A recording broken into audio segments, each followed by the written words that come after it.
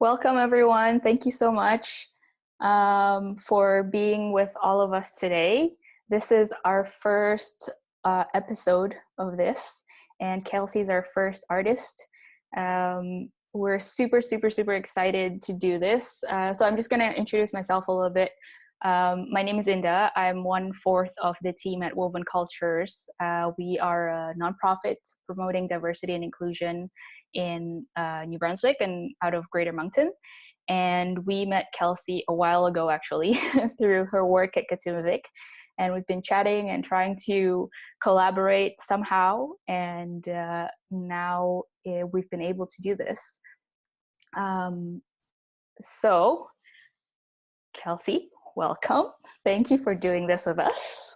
Thank you so much, Inda, for having me. And I really love all the work that Woven Cultures does. So it's exciting to finally be able to be here virtually with all of you amazing faces. It's good to see my parents.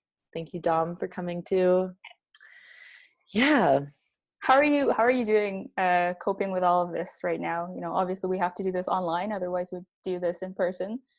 Yeah, it's been an interesting time for sure. I've definitely gotten to know myself a lot more. Mm-hmm. And learning how to share space, tight space with my partner, you know, living here and being in that isolation mode. And it's been really, it's taken me to some depths, Mm-hmm. but I feel like with spring coming and all of this, you know, amazing energy kind of being built now, it's definitely like the fruits of our labor are being reaped. Mm-hmm. Like we're able to see all of the energy that we've put into this and all of the maybe isolation we've gone through. It feels like now there's new life coming from it, and I definitely feel that in my journey in this. Yeah, you were talking about your creative mojo kind of returning and all that. Mm-hmm. Yeah, it's felt like it was a little bit on hiatus, and now with this, you know, time that we are given and gifted to reflect, it definitely has revived that and has given me the space to just prioritize what's important. And I know that, you know, creating and, you know, allowing space for the natural rhythms of life and nature to take way really supports that creative self. Mm-hmm. So, yeah. So I think everyone here knows who Kelsey is, but because we're recording this on audio and also video, can you share a little bit about yourself to the wider audience? Mm-hmm. Yeah, so I go by Kelsey Klip, and I am a spoken word artist, singer, and part-time, sometimes MC and host. I have ancestral roots in South America and Chile and in Eastern Europe and as well in Holland. And most recently, I just recently moved to Moncton, but my creative soul fam is out west, and that's where I was raised. And so a lot of my performing and performances and festivals and events that I've been a part of have been out west in Edmonton. Okay, in Edmonton. Mm-hmm. Amazing. So you, how many pieces are you going to share with us today? Because today, what the idea of this online series that we're trying to do is basically to spotlight artists like yourself who are living all around New Brunswick, and to also see what kind of influence your cultural heritage brings into your work. So tell us a little bit about the pieces that you're going to share with us tonight. Yeah, so I'm sharing 4 pieces. 2 are newer ones, which is really exciting because, as I was saying, I was in a little creative funk and it kind of brought these ones together, which is great. A lot of the pieces I create feel like they come from a sort of ancestral, matriarchal wisdom. A lot of it's like has elemental essences woven into it. And so I feel like there's I feel like I come from a long line of people who've maybe been a part of greater acts of resistance and of resurgence. And I do know that I have part of my heritage does come directly from that, specifically my Chilean side. And so I'm not sharing any poems around that specifically today, but in some essence or another, there will be little bits of that kind of intergenerational wisdom, for lack of better words, woven into some of my pieces. So woven cultures. Woven. Sorry, I had to make that fun. I know, I was thinking, I was like, wait. Yes. This is it. Okay, awesome. I'm really excited to hear your pieces. I'm gonna give you the virtual floor very soon, but anybody who's watching and is part of this, there's one more that's in the waiting room. Anybody who is in the audience, feel free to ask your questions on the chat if you have any questions or comments, and I'll read it out to Kelsey. And yeah, cozy up and let's listen in. All right. Well, thank you everyone again for tuning in and taking the time out of your day across the country to listen and hear some of my stuff. So this first one, I actually started writing it when I first moved here to Moncton. And I just finished it recently. So it's about a good 9 months, solid incubation time. So here goes. The rebel wakes with tired eyes, sore feet, and a full belly, fed by the prayers of all of those before and to come. Her mouth dry, as she thirsts for a communal upheaval, one that takes the streets and restores love between the sheets shared by her and her only. As the earth turns, so do the beads on rosaries and malas, inside rattles, shells, where the spirit song sees. The song that wakes came not to please, but peace was never a malleable option when red took to the soil and to the screens. Soil that had been poisoned by a black snake with flat eyes and a greedy tongue who ambushes the message, waiting to be praised to rise from depressions. Economic progressions only lead to regressions, and the rebel spirit pines for successions of truth and reclamation that was once taken from the collective, who were subdued into systems of communal oppression. With lateral violence comes lateral love. From never-ending pits to the skies above, the rebel dreamt of moments where animals animated wisdom, edible for a human, whose quadruped roots were disconnected, and the message that was welcomed. With open arms, we remembered. The rebel dreams that she too will be at ease, and love will find its way back between her, so she may stand with vines growing from her toes, the ivy of a golden child, pomegranate seeds adorning her face from head to toe, rouge like freckles nourishing her skin, empress like cackles, and dawn comes again. The rebel sees that it's all within reach, starting from a seed, with the sunlight causing its breach. For all as one, and one really is none. Under a bright sun, we too will lead revolutions by returning to the earth with our prayers, our tears, and our triumphs. Thank you. Yeah.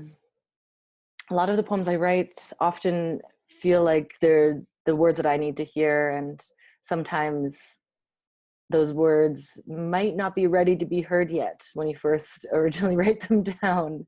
So that's why I love the power of spoken word, because it really acts as like an amplifier of those prayers, what I really truly believe these are.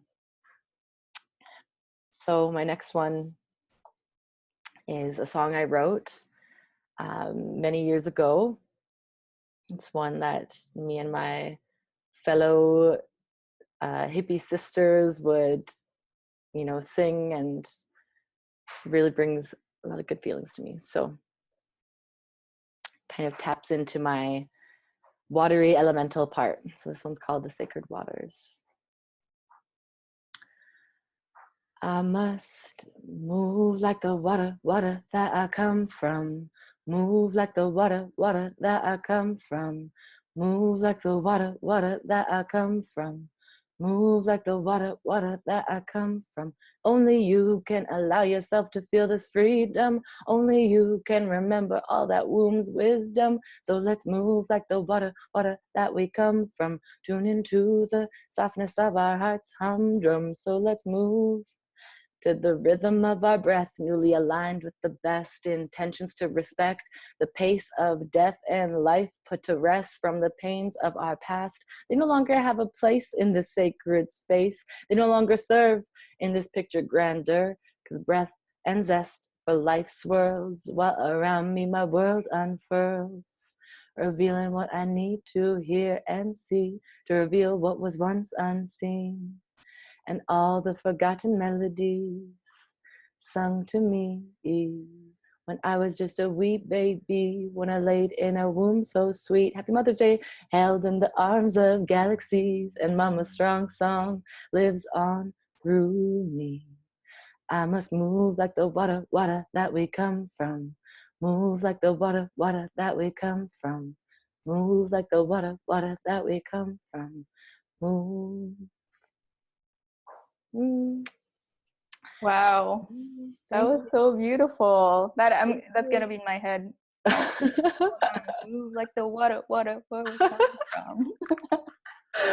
Stay tuned. It's definitely something that will be probably turned into a song. So for all those tuning in, if you want to give me a follow on the social medias at Kelsey Klip, you'll definitely be hearing more of these things, and we'll also have this this live stream there shared there as well. Ooh. So this next one is also going into the watery phase. It's one that actually is in the process of being recorded and mixed, thanks to my really talented partner who's great at mixing and creating music and beats. So this one I'm just going to go a cappella. I like to do a cappella. There's something cool about that. And so I'll just share the parts that feel relevant from this. I say relevant because songs, you have all these different hooks and layers and things. So I'm not going to be doing that for you guys today. But okay, it's called Waves. I can see him peeking over there. Okay. Laughter said to be the best medicine. Make the most of the worst, let the blessings in. To change wave, turn the page, crown to sky, above the haze, getting high. Most of these days, power be to these humbling ways. Ways, ways, ways, ways, ways, ways. Ways, ways, ways, ways. And as the world turns, the blunt burns, and I am sure that surely through humility we will learn. Truly, life is weird as fuck, stepping into unknown, but you will see that those fears will leave and you will grow. Grow, grow, grow, grow, grow, grow, grow, grow. The time is ticking, no need for quitting. Shattered ceilings and shattered feelings in this beautiful living. We all are in it. Your life is precious, your life is sacred. The time is ticking, no need for quitting. Shattered ceilings and shattered feelings in this beautiful living. We all are in it. Your life is precious, your life is sacred.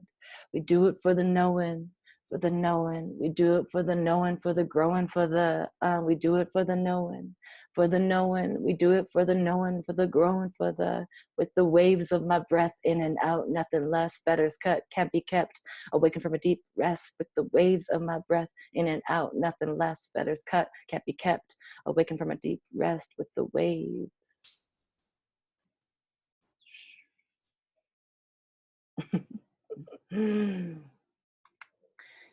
Yeah. Ooh, it's getting a little hot in here. Thanks again for everyone listening. I really appreciate it. Feels really good to share my work again. So this is my final piece, and it's one of the first that I started sharing and started performing at poetry slams, and it's definitely a few years old, but it still feels really good. It's called Glory Over Blessings. So, some seek glory, but me, I'm bound to tell this story. Add my footnotes into the foothills of these curves that I wear, singing country roads, take me home, along with juniper berries, wild roses, and coyotes' hair. All that and then some. Flesh and words are what I wear. Words to a song that has yet to be sung, and lessons learned from the years that I've loved. I thrive now with a fierce tongue. I speak so that I can be free, and from what I've taken in now, sounding stillness is not to be seeked. Now, considering consistency, I am what I do say and think. Lessons passed down by the moon, sisters, mothers, goddesses too, to be true to the skin suit and the souls that I've worn through. I walk tall to the beat and let it sink in and sink through.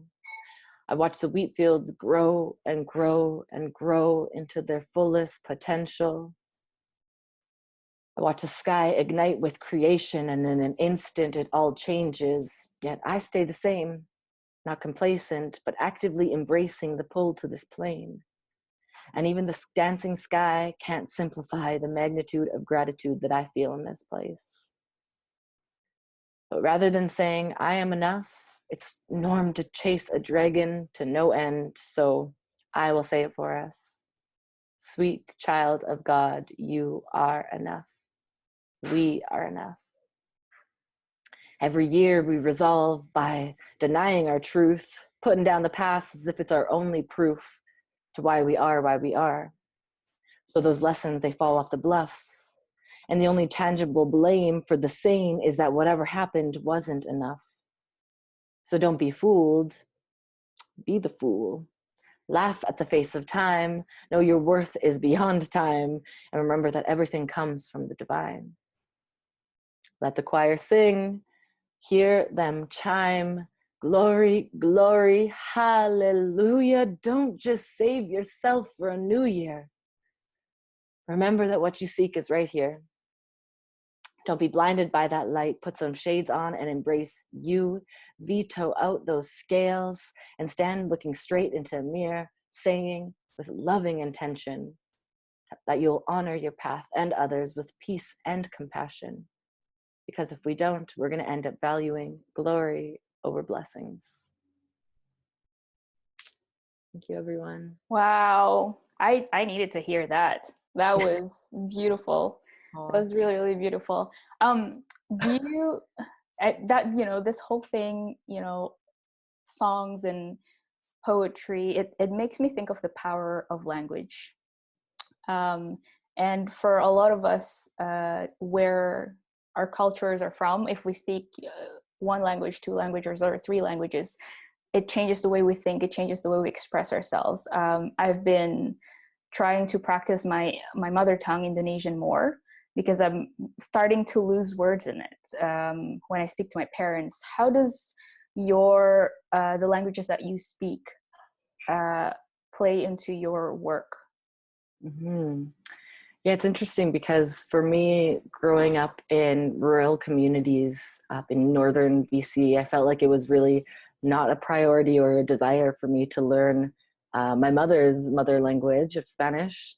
It was something that I really struggled to embrace. There's definitely something about being different and speaking different languages in rural communities especially that's really can be daunting and can be very isolating. And so as a young person, I never really took interest. And so now I find, especially through song, I feel like my song is fuller when I'm singing in Spanish. There's something just different to the quality of my voice. It feels really natural. And so I'm still learning. I still feel like I'm at a beginner level with Spanish. And right now I'm taking on a lot of French learning, living here in Moncton.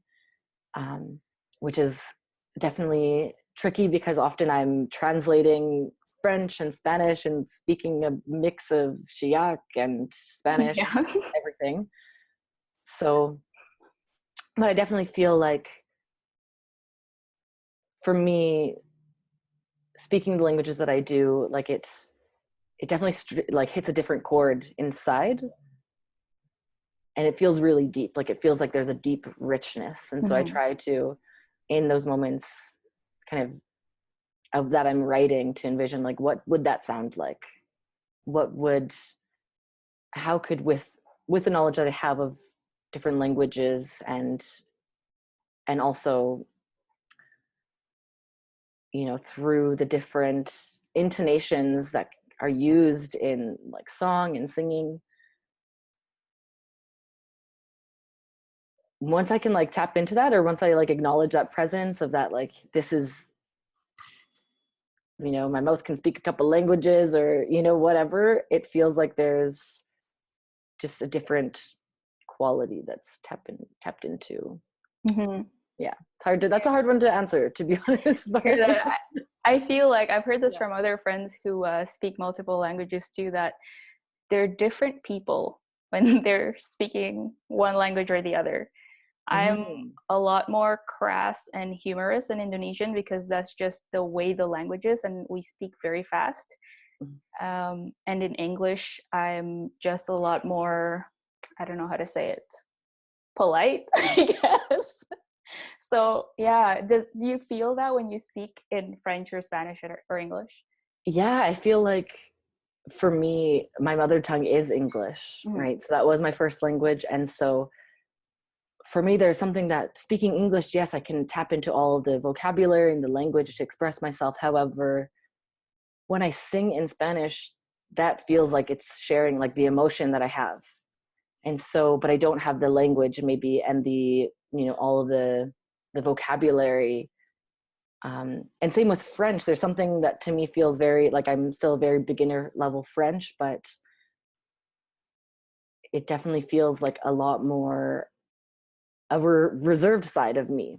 I'm Mhm. choosing not to use certain vocabulary that I do know, because vocabulary I do know might be very natural, maybe like is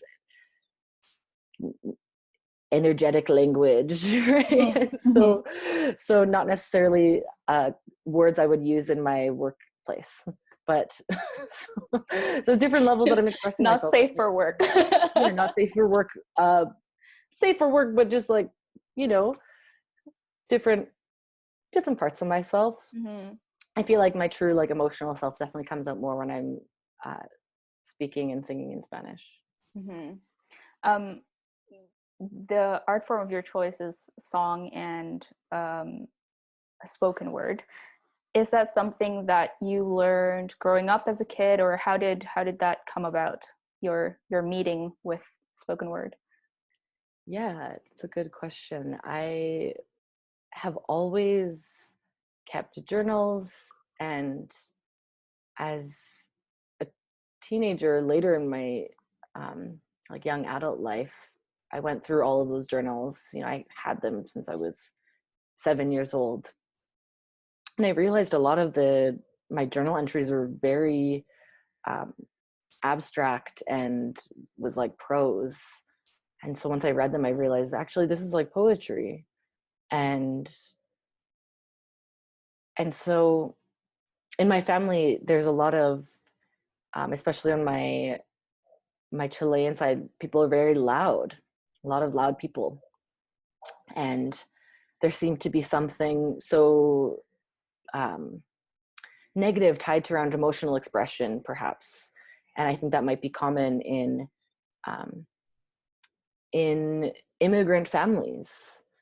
You know, there's definitely different suits you have to wear to fit in and to be strong and make it, you know, into new places. And so I feel like that emotional level of expression was definitely not on a bigger scale as seen as important and valued. And so I always loved to sing. That was definitely something that was very active in my house. I remember my mom and my sister and I would always just have these karaoke parties, and would always would always hear my mom singing, and so she definitely inspired me to use my voice, and that it was safe to use my voice and celebrated too. And so it just kind of came naturally.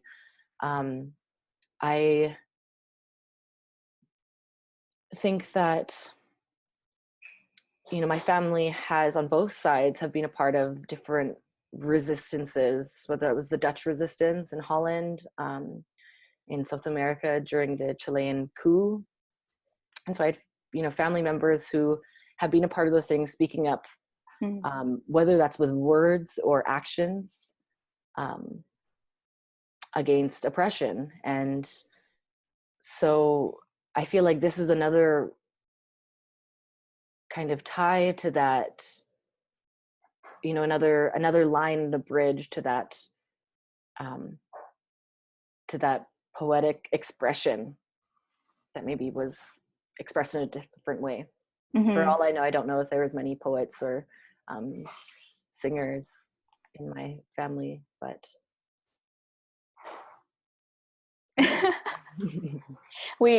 my family's big with music too, and like in my culture in Indonesia, we're big storytellers and singers and musicians and dancers, and karaoke was like something that we never not had. We always have a karaoke machine everywhere we went, and like we were moving around from country to country. that's the Always best. have your guitar and karaoke machine. It's Essentials. so important. Yes, it is. Those power ballads, they really like invoke power. It's just so fun, and yeah, it's something special, and especially to be able to share that with your family, right, is like even more special and enriching. And Curious now that because you've been active in spoken word poetry world in different parts of Canada for some time now, and what do you want to see more of in terms of culture and, I guess, multicultural offerings and just art offerings here in Moncton now that you've lived here for a little bit? Yeah, great question. That was one thing that I noticed when I moved here to Moncton, was the lack of creative spaces for artists. And so I think that to be able to have a space for youth, and also centering the voices of youth who have really strong stories. You know, there's a very multicultural, you know, large multicultural community here in Moncton. And, you know, with the Acadian community, newcomers, immigrants, settlers, Mi'kmaq, you know, it's always been this place, like a gathering place, and has held a lot of different people. And so to have more spaces centering around youth voices, creative spaces, I think would be really valuable. Which will lead me to my shameless little plug now, that I actually I saw this need, and it felt very isolating. I felt very like there wasn't my community here, though there is that community, just to have that more opportunities to support and uplift those voices. So I applied for a grant actually with Rising Youth, and I'm going to be launching a Poets Society in September, the Petit Kodiak Poets Society. And so that is going to be an opportunity, a place, an open mic space, as well as showcasing workshops and feature performances for artists, spoken word artists, MCs, rappers, poets, storytellers, comedians, for them to have a space in a supportive area, intergenerational learning space, so it's you for all ages,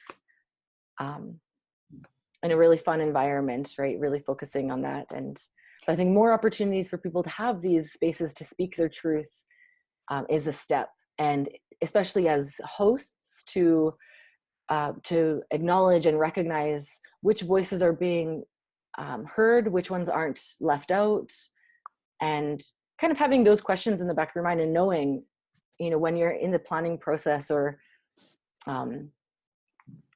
even, I think in the planning process of maybe hosting spaces, that's definitely something that's important, is to kind of see whose voices are being centered, and whose voices are being left out, whose story is being told, who's telling the story. And I think that's really important. So I hope to be able to create that space. So for everyone listening, please stay tuned, and there'll definitely be space for many. So I'm really, really, really excited about that, because I miss those kind of spaces where, when I went to school in Fredericton at St. Thomas, in universities, you would always have these like gatherings where open houses, and people just speak their poetries, and they tell stories, and they sing their songs in all sorts of languages. And I miss that so much. And I'm really excited that that's going to happen, because one of the core things of woven cultures that we want to achieve is, part of it is helping multicultural youth to tell their stories, being that platform. So when that's out, we'd love to help promote it, help get people to go to it. Stories are so important. I'm a journalist by profession, and I think the more stories that we can hear from people's own perspective, from perspectives that maybe have not been told by mainstream platforms or mainstream spaces, the more we'll understand and empathize and be more compassionate with each other. Yes. So I'm really stoked about that. Yeah, I truly agree. And I think it's really an amazing opportunity now, as young people. In this day and age, there's a lot of grants out there for young people to apply for, to be able to create these spaces, right? And a lot of the criteria for these grants often are around this, creating space for multicultural youth, for newcomers, for Indigenous youth, for LGBTQ, 2S+, for those who aren't normally, represented, right? And so, we as artists and creators and content creators, if you want to call it that, do have hold that power, and can be able to hand mics over to people, right? And so I think the more that youth can be able to come together and share and celebrate our differences, is how the world learns as well, and how that becomes the norm. Because difference is something that we can't change. That's just a fact of life, right? But celebrating them and actually taking strengths from each other, that's what makes us powerful as a society. And I'm really grateful that you're going to be one of those people who is going to be holding that space for everyone else, to give them the mic. And that's awesome.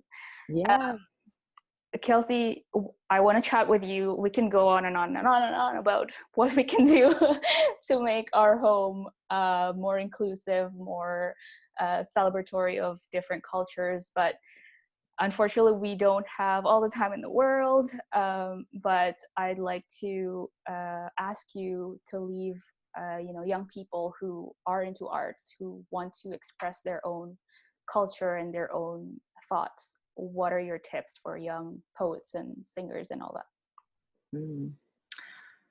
And definitely just to start with understanding that what you're creating is enough and is amazing.